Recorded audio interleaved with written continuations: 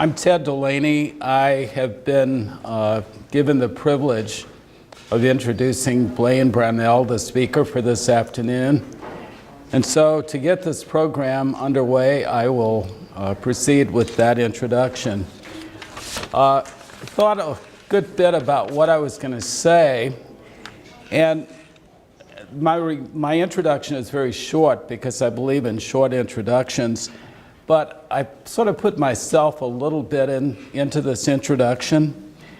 As 19-year-old lads, Blaine Brownell and I were both on this campus at the same time, and we didn't know one another.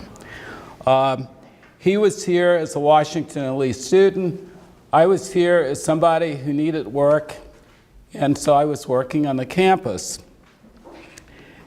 That was the beginning of my long association with Washington and Lee more than 50 years ago.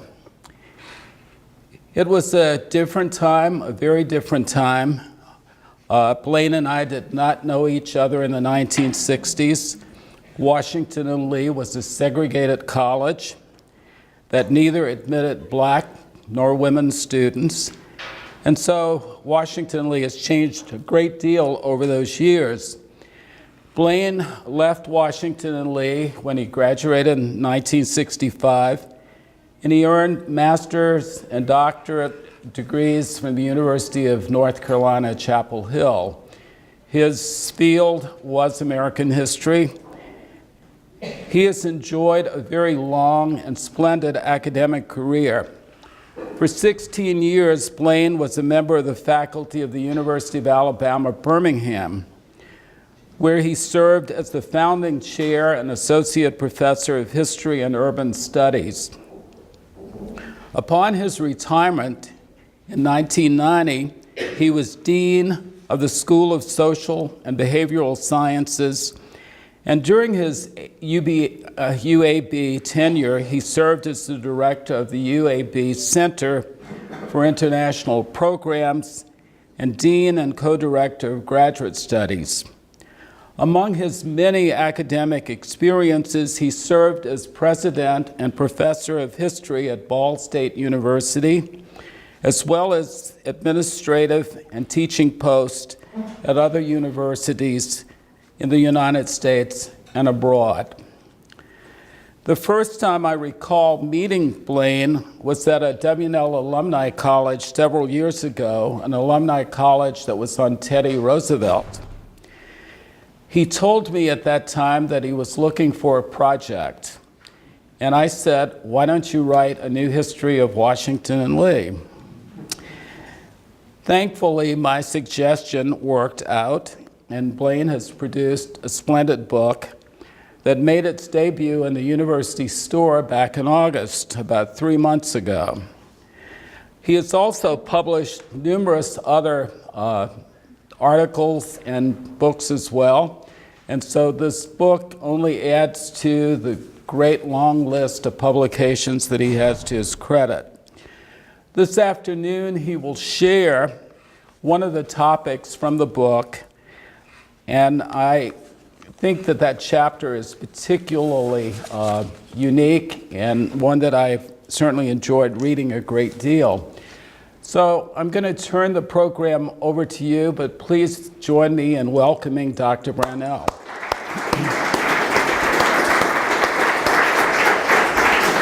Thank you. Thank you, Ted. Thank you very much, Ted. There were times at 5 o'clock in the morning when I was going through some part of this project and wondering if I'd ever finish, when I wondered if I wouldn't have been a lot better off if I had never attended that session on Teddy Roosevelt. But it was a great honor to do this project, if for no other reason that it brought me so much more in touch with this wonderful institution. There's something about, even when you realize an institution has flaws and challenges and doesn't always do the right thing at the right time, you can still have great affection for it and appreciate the successes that it has had. I'm going to try to get right to the text so we'll have time for questions. afterwards if you have any. I just wanted to thank the staff of Special Collections right down the hall. It's a wonderful place if you have not had a chance to visit. If you have any interest in almost anything, they've got something to show you and to talk to you about. And they were kind of like my extended family during the writing of this book. I want to also express appreciation to Jim Farrer and everybody in the President's office who ran interference for me and made me feel good, and especially well, I didn't call him at 5 in the morning, but I was tempted. And also the class of 1966 that made their class gift to help support the publication of this book, and also the collection and preservation and enhancement of all those historical resources at Washington and Lee. The full acknowledgments, just like almost everything else, is in the book. I once toyed with the idea from the title for my book, Washington and Lee University Dragged Kicking and Screaming into the Future. Not really, although we joked about it. But the fact is, alums usually cling to the institution that they have known, while faculty administrators are often dubious about change. And of course, the first to mount the barricades are the most likely to be killed. So there is something to be said for thoughtful deliberation. In any event, the real subtitle of my book is Tradition and Transformation, two major themes in the character and development of Washington and Lee. And I argue that each has been essential to the other in preserving the university's core traditions and responding to new circumstances and challenges. Universities cannot be reinvented. They are not tech startups, factories, or retail outlets, but complex human enterprises dedicated to the long-term search for knowledge and truth, and in our case, honor, integrity, and civility, all to be especially cherished and defended during our current moral and civic collapse.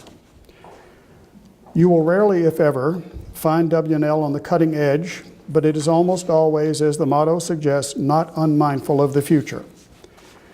The university's transformation has often been deliberate, difficult, and frustrating, but in the end, I believe W&L usually does the right thing, and its continuing traditions provide change with a solid and enduring foundation, which is not always the case elsewhere. The 20th century provided more than its share of challenges, one of which, the struggle for civil rights and racial equality, we shall discuss briefly today. By the early 1960s, the movement for civil rights was gaining strength and momentum in the country, invigorated by federal court decisions, especially the 1954 Supreme Court ruling against racial segregation in schools, especially in the deep and resistance to that decision arose almost immediately, especially in the Deep South.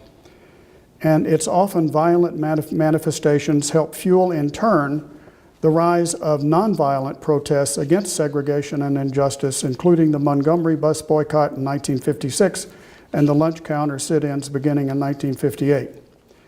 Now, there are some like me that actually remember these events, but I think it's important to figure out where W&L was and the evolution of all these occurrences. Resistance as a matter of state policy was perhaps most evident in Virginia, where Senator Harry F. Byrd, leader of the powerful political machine that bears his name, decreed a program of massive resistance in 1956, when, it must be noted, Byrd was a W&L trustee. This program sought to close every public school that is acceded to integration, even by court order, a drastic step that harmed tens of thousands of school children and drove many whites into segregated white academies that persisted into the 1970s. The public schools in Prince Edward County, the county seat is Farmville, were closed from 1958 until 1964. Especially in the Deep South, state and local governments, police, and courts joined forces to put up a wall of opposition to perceived existential threats to the social order and a long-standing way of life. New laws nullifying federal statutes and the 13th and 15th Amendments were accompanied by violence against protesters, often in cooperation with law enforcement. Freedom riders were beaten and their bus torched in 1961. Police dogs and fire hoses were turned on young protesters in Birmingham, and the 16th Street Baptist Church bombing killed 4 young girls in 1963. Protesters were beaten and killed during the Mississippi Freedom Summer of 1964, and state troopers attacked marchers on Bloody Sunday in Selma, Alabama in 1965. Even without violence, local officials dragged their feet on following federal court orders and intimidated potential protesters and voters. But the civil rights movement moved forward inexorably. The federal courts, especially the Federal Court of Appeals and the Fifth Circuit, covering most of the Deep South states, slowly but systematically dismantled state and local efforts to undermine Supreme Court decisions, and such efforts were further doomed by passage of the Civil Rights Act in 1964, which prohibit federal funds to any institution, public or private, that had racially restrictive admissions policies, which is important in the case of W&L, and Voting Rights Act in 1965. Higher education was very much in the mix. The University of Virginia Law School was integrated by court order in 1950, and Vanderbilt University followed in 1956. The University of South, or SWANY, admitted blacks to its School of Theology in 1953. Louisiana State University admitted black undergraduate students by court order in 1958, while of course we know that the universities of Mississippi and Alabama did so very unwillingly and with much violence in 1963. UVA graduated its first black undergraduate in 1962. Southern private universities were generally slower to integrate, but SWANY opened their admission to black undergraduates in 1961, a year that witnessed a string of similar decisions at other universities, including Duke, Tulane, and Emory, and at Sweetbriar and Randolph-Macon Women's College in 1963. By this point, institutions were pressed from all sides to end racially restricted admissions policies, not only from the federal government, but also from accrediting agencies and foundations that increasingly refused to approve or support institutions that maintain such policies. According to Melissa Keene, in her very good 2008 book, Desegregating Private Higher Education in the South, by the early 1960s, the boards of private universities in the South could either acquiesce to these pressures or, quote, defy them and wither. Their power to control events had evaporated. Their right to make decisions for everyone else was gone. In the end, they capitulated, but not with particular grace. Well into 1964, the Washington Lee trustees had still taken no action on this issue, and a decision was increasingly urgent on an issue by now that should have been altogether familiar to this institution. The university had wrestled with persistent efforts by the American Association of Law Schools since 1950, when the Yale University Law School offered a resolution that any member institution where the racially restrictive admissions policy should be expelled. W&L joined most other Southern law schools in opposing this resolution, which was not adopted, but AALS persisted and declared it an organizational objective. In 1954, only 16 AALS member law schools had not yet complied, including W&L. In 55, President Frank Gaines transmitted a prepared statement to AALS, argued that the universities themselves should determine the standards of admission and that private universities should be exempt. But Gaines doubtless realized that this was a rearguard action, and in any event, the W&L Law School was among the very last AALS holdouts. Scheduling athletic contests with universities outside the South was increasingly difficult. The unwritten gentleman's agreement that no back players on the roster of an opposing team would be allowed to play, this was no longer acceptable anywhere. And the same was true for academic meetings and student conferences at W&L that might involve African American participants. Being an outlier was becoming arduous and embarrassing. Almost every opinion on the spectrum had devotees among the trustees, the administration, faculty, student body, and alumni. But in general, and I'm really generalizing here, the W&L administration and faculty were in favor of admitting African Americans to the law school and college and actually considered it necessary. Most Washington Lee students were neither adamant nor, since I was here at the time, nor deeply engaged in the issue, but they were open to new ideas. They were eager to hear from all sides. The alumni were never polled as a group, but as you might guess, the ones that were older and from the South were inclined to resist change unless it would harm the institution. The alumni have always risen to agree with change that benefited the institution. But the administration, the faculty, and the student body were reluctant to challenge, all of them were reluctant to challenge the board, which they assumed were or might be opposed to change. Now, the 14 trustees at that time included two national legal figures, both alumni and one who had played a major role in court decisions concerning civil rights. Lewis Powell, a prominent Richmond attorney and then president of the American Bar Association and a future Supreme Court justice, of course, he joined the board in 1961. He was a strict conservative, devoted to the free enterprise system, concerned about the communist menace, and he rarely spoke out on race or civil rights, preferring to work behind the scenes, even though in 1961 he was also appointed the head of the State Board of Education. He supported the board machine, which in Virginia was kind of a conservative version of the Democrats, and sought to preserve his leading position in the community, but he also opposed extremism and violence and the closing of public schools to fight integration.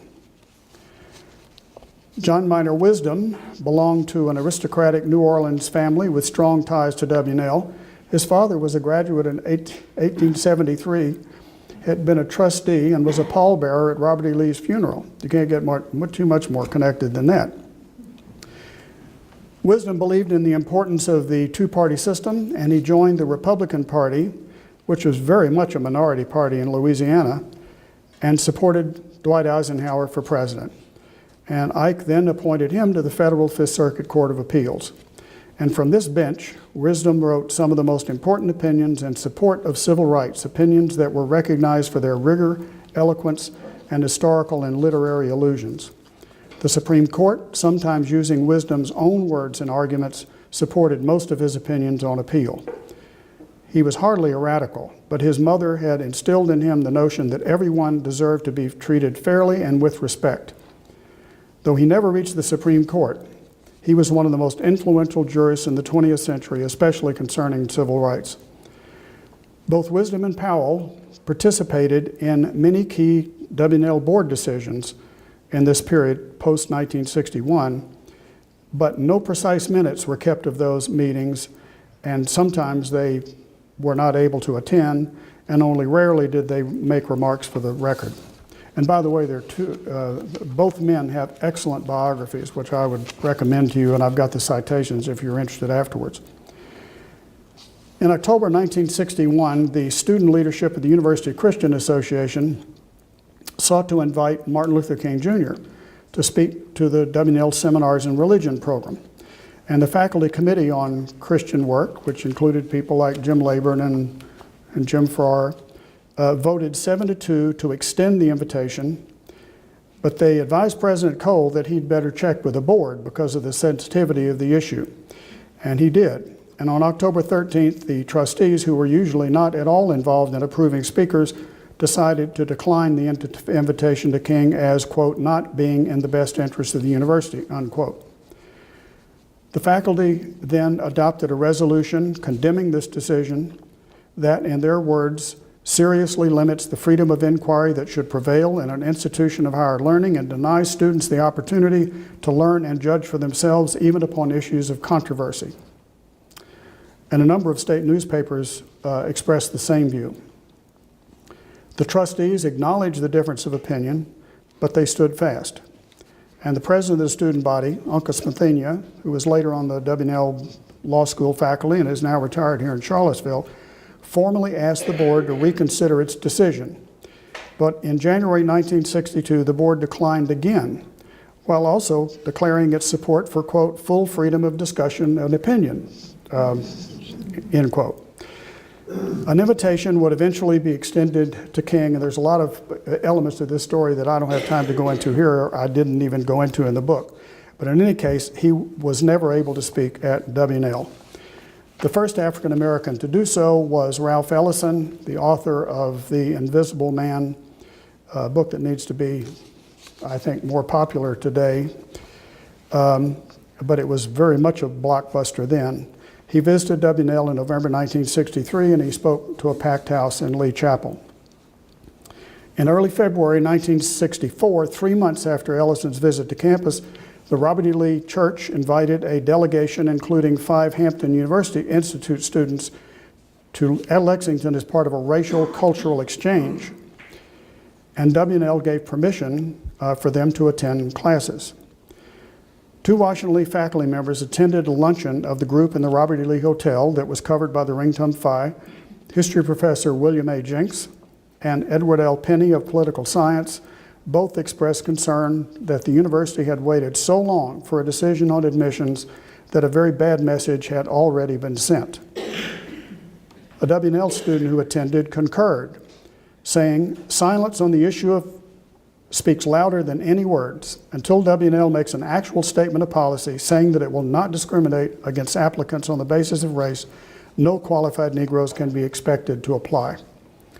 In the same February issue of the Ringtum Phi, an editorial probably penned by editor Roger Payne, otherwise known as the business manager of my rock and roll group, but he went on to greater things.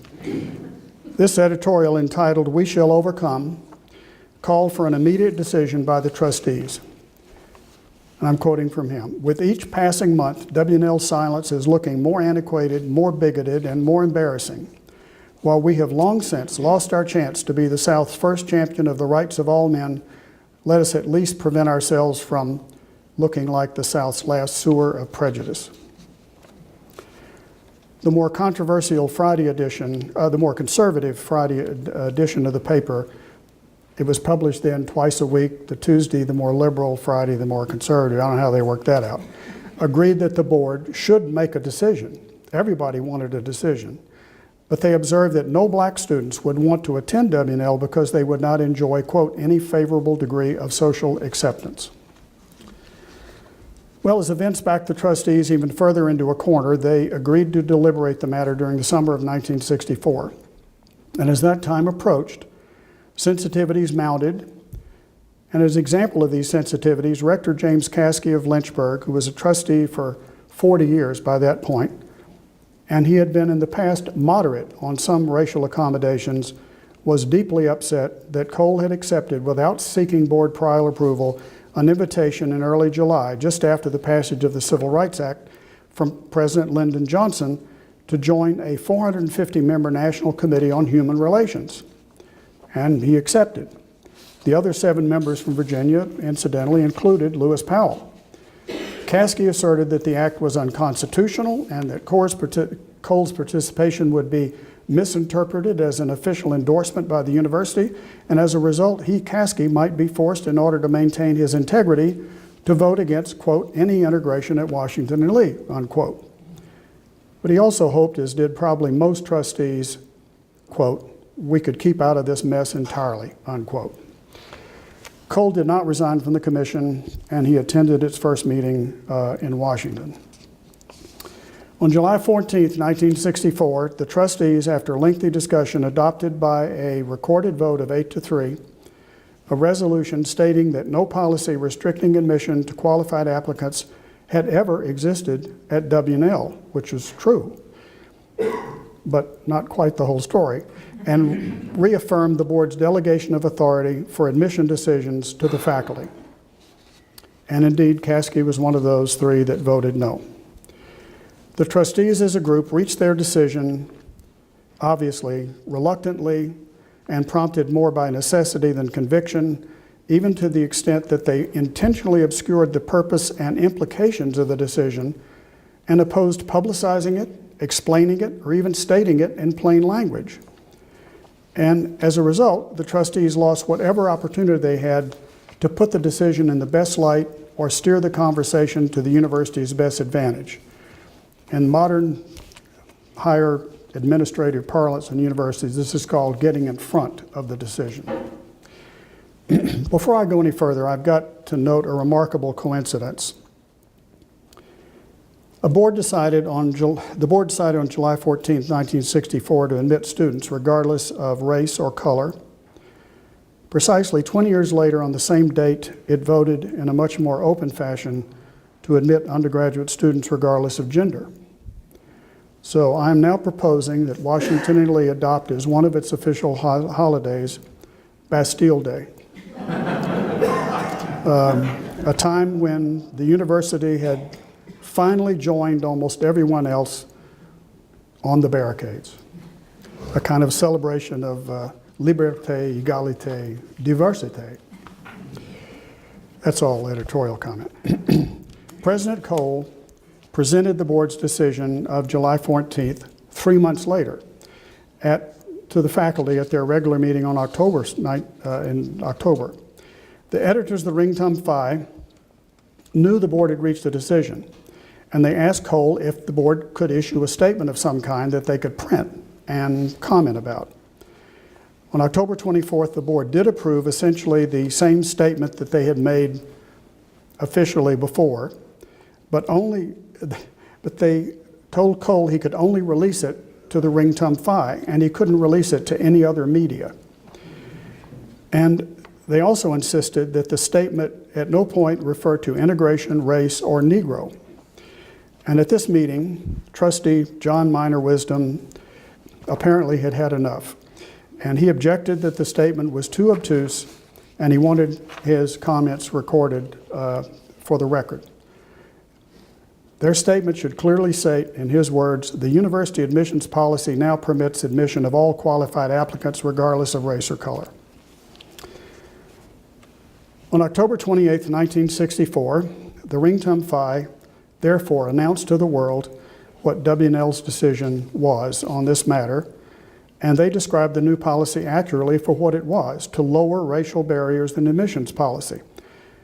As the trustees insisted, requests from other news outlets were rejected, but the Ring Tum Phi story was of course picked up by the wire services, including the Associated Press, and it was widely reported in all state and national outlets, including CBS News and NBC News. A typical headline from the Rhode Island Providence Journal, of all places, was Washington and Lee, 215 years old, drops Negro barrier. So much for keeping this a secret. The board of the Alumni Association asked that a full explanation of the decision appear in the next issue of the Alumni magazine so that all the alumni could better appreciate what the board had done and why they had done it. And Frank Parsons, who many of you know, only recently deceased, in his many positions at W&L, but at that point as managing editor of the Alumni magazine, wrote a 10-page essay intended to be the first full authorized report covering the background, rationale, and implications of the decision, and made clear that the decision dealt with race. In fact, I think it remains one of the clearest statements ever written about the decision, and if you want to see it, it's over there in special collections. Parsons also noted that merely accepting applications was not sufficient. W&L must actively seek qualified African American students who are being heavily recruited by other universities. He forwarded a draft of his article to the trustees for comment. In one response, Lewis Powell said he would defer to the university's decision, but he thought the article sounded too defensive and it should be more succinct and presented more as a routine policy matter. Other trustees were obviously more upset because Parsons' piece never appeared in the Alumni magazine. What appeared was kind of an expanded version of the original statement. So as to the reasons and implications, people were again left to draw their own conclusions. Of course, the administration knew that desegregation was not integration, and that attracting black applicants to a conservative, small, white, male institution in the Shenandoah Valley was going to be difficult. Also, the reaccreditation visitors from the Southern Association of Colleges and Schools, soon to be on the campus, would want to know what W&L was going to do about it. The trustees and members of the administration met over several days at the Homestead Resort in Hot Springs in August 1966. This occurred, of course, more than 2 years after the decision on admissions, to review and approve the complete draft of this SAC self-study. This was a institutional self-study that had been worked on by hundreds of faculty and students over a 2-year period, and it was a big fat document, and they were going over 2 days over every aspect of it, and because they needed the board approval. And President Cole and his colleagues, including William Pusey, Ed Atwood, William Hinton, John Gunn, Louis John, and Alan Mosier, argued forcefully during this particular part of their discussion that it was important as a matter of policy for W&L to identify and recruit African American students, both to begin to integrate the student body and to demonstrate the university's seriousness. As Atwood said of the board's earlier statement on admissions, there was, quote, a feeling among students and faculty that we don't really mean the statement. They think that this is something we did because we had to do it. The trustees were not persuaded, arguing that W&L should not discriminate by seeking out students based on race, which is interesting. Trustee Homer Rocky Holt, a former governor of West Virginia, was especially adamant that, quote, we should not go out and hunt them up, unquote. The faculty persisted during a lengthy and sometimes heated conversation that I go to in a much more detail in the book, and it's made possible because the discussion of this, the university faculty and administration did not want to miss any comment that they should take into account when it came to revising the report and bringing it up to date, because the last time they're going to have a chance to meet with the board. And so somebody was transcribing all of this. And fortunately, it's available, and it gives us some more insight into what was going on. The faculty persisted during the lengthy and sometimes heated conversation, and at one point the trustees threatened to leave the room to reach their decision on this portion of the self-study in private. President Cole made a final plea that a statement should be made, quote, in keeping with the times and with what is the policy of the university, unquote. But the offending statement was eliminated from the self-study with the added instruction that no mention should be made anywhere in the self-study document of Negroes. Well, about a month later, the first 2 African American students enrolled at Washington and Lee. Dennis Allen Haston, a Lexington High School graduate in the college, and Leslie Smith in the law school. And in 1968, another Lexington High School graduate, Walter Blake, heavily recruited by many universities, including Harvard, and his friend Linwood Smothers enrolled. They both joined ZBT, and they both graduated on time in 1972. In 1970, 36 African Americans applied and 15 enrolled. By 1983, the alumni rolls included about 100 black graduates. But this was just the beginning of genuine racial integration at W&L. It was a process that in its fullest sense took at least 2 or 3 more decades and would be merged with the more controversial decision in 1984 to admit women. And all of that as part of the university's ongoing efforts at inclusion and diversity. Well, now, beginning to conclude, this was not the finest hour for the W&L Board of Trustees, but its response to these major social changes was hardly unique. They didn't stand out in any way compared to other boards of trustees, well, except in the manner in which they chose to try to keep everything under the table across the private education sector of the South.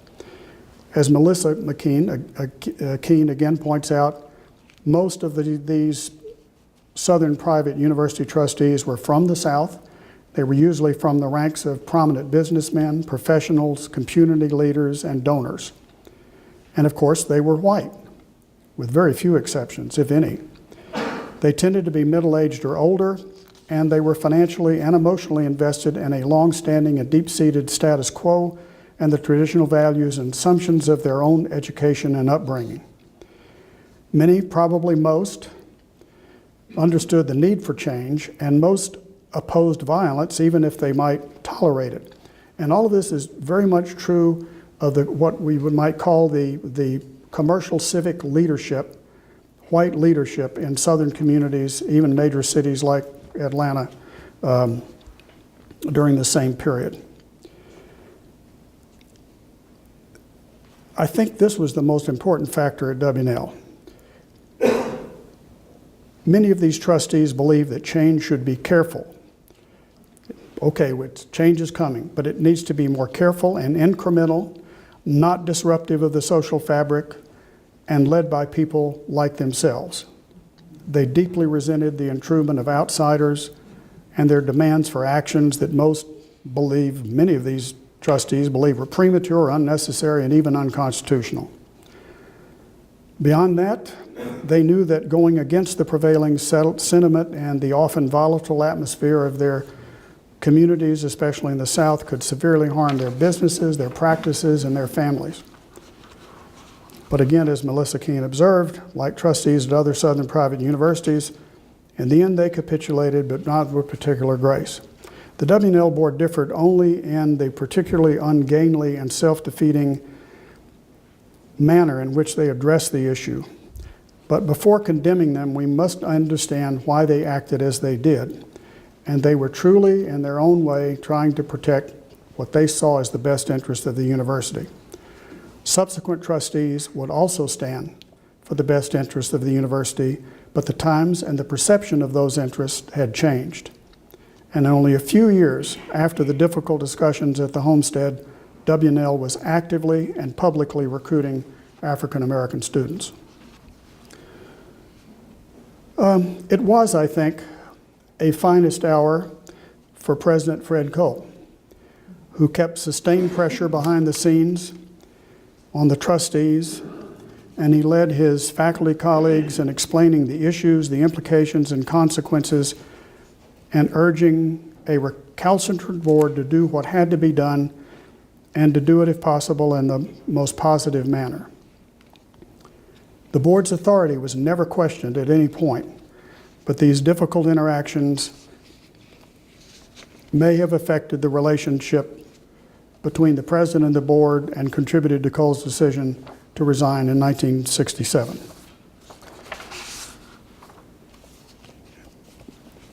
These events may also have further buttressed the efforts that were already approved by the board and as part of the SACS self-study, the so-called reforms of the board that occurred toward the end of the decade.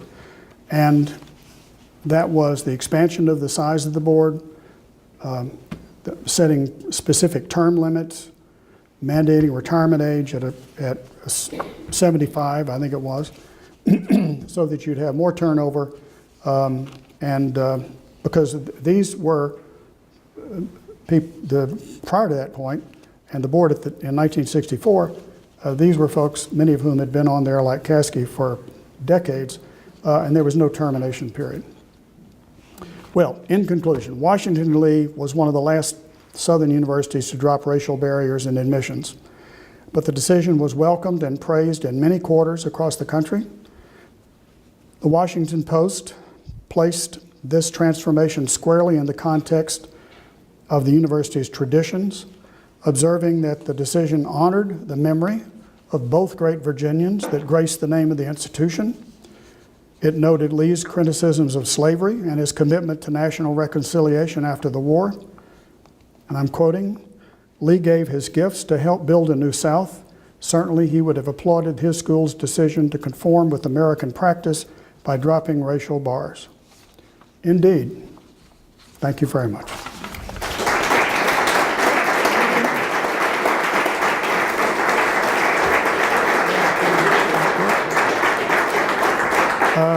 If we have time for questions, I'd be happy to try and respond. I told somebody I have to read my own book to remind myself what I'm supposed to know. Yes? Professor, I want to thank you for this excellent history of W&L. Most of us who were students at the time did not realize all this was going on. I mean, we were in the dark pretty much. And we now learn what the administration had to deal with, how Dr. Gaines had to agonize over football. But in view of recent times, do you have any advice for the commission that our new president has appointed, chaired by Dr. Burgess? First of all, let me tell you that I spent a lot of time in special collections looking through materials saying, well, I'll be damned, because this is a period when I was here, and I was mostly caught up in, well, I had a rock and roll band, and I was studying under Ollie Crenshaw, and I was enjoying life at W&L, and I was married my senior year, for Pete's sake. So this was, if this helps to help people understand what else was going on, and I tried my very best to bring in student life and what the student life was all about. I couldn't completely capture it because my fear was that everybody was going to read this thing and not recognize any of their university in it. But in any case, hopefully I was able to achieve some of that. I think one thing that's so important to the commission, to this institution, since we have such a long history to reflect on and to strengthen ourselves with in going forward, is perspective. And I think the national conversation has never been in greater need of perspective than now. And I try to both present the board and what they did and who they were, and it's pretty clear that I think they goofed up in any number of ways. But coming from Birmingham, Alabama, I know exactly what was going on and communities and how people were trying to adapt at different levels. And it's not a pretty story, but in the end, I think people operated out of many motives other than just, say, racism.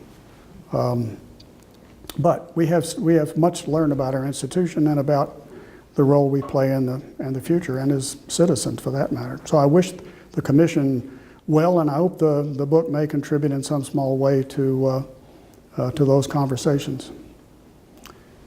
I understand it's required reading for the members of the commission.